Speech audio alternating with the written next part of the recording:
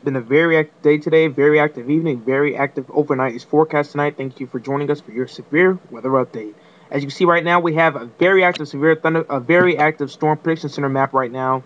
You see where the moderate risk is, and there's obviously a dynamic area, low pressure over parts of Kansas, going to spread northeast and exemplify the severe weather risk farther to the northeast. You can see a new tornado watch has just been issued now for parts of Iowa to South Dakota until the late overnight hours. So we'll get to that in just a minute. Let's see if I can get right now. Let's go to the storm reports right now. Oh, excuse me. Let me go to the local radar right now.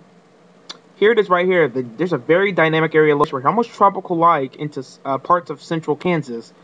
On the northern flank of it, you can see we have tornado warnings right now and for the next few minutes. We also have these red triangles, the red T's you see are tornado reports today.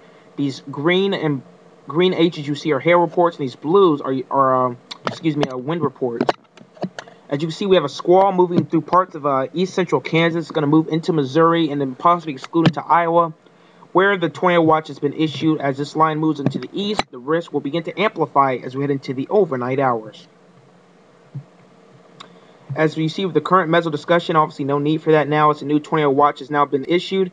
Here's a look out into the tropics right now. The Atlantic remains very quiet right now. You can see there's a very dry air in place over parts of the Caribbean right now. The Caribbean and the Gulf of Mexico. A lot of dry air in place. Pockets of dry air in the Caribbean.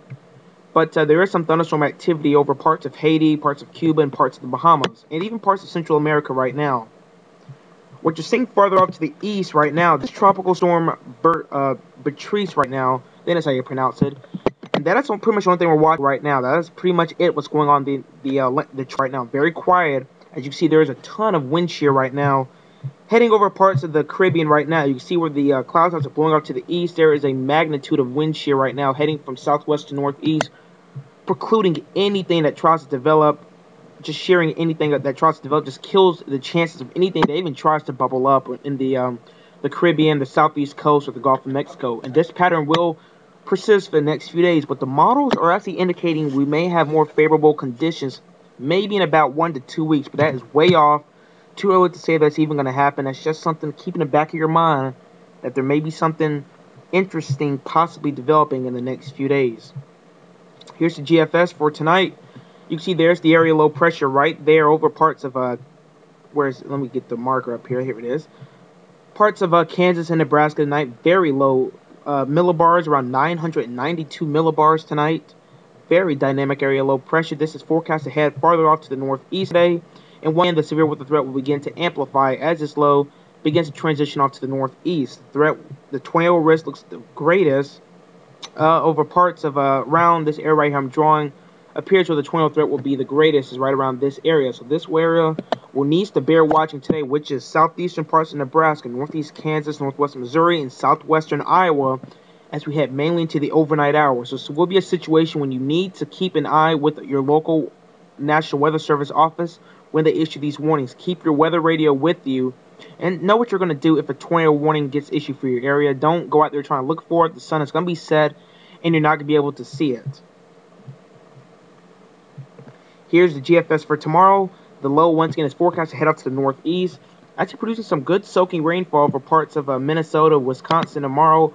The pressures are beginning to rise up a little bit, so the lowest weakening slightly, but just a general thunderstorm risk over part of all Texas, Oklahoma, Arkansas, Louisiana, Mississippi, all the way up to the Canadian border, with more of a damaging wind threat tomorrow. The tornado risk looks much more limited tomorrow, as it does not. We're going to have a lot of turning of the winds tomorrow with height, so expect mainly a damaging wind and hail threat tomorrow.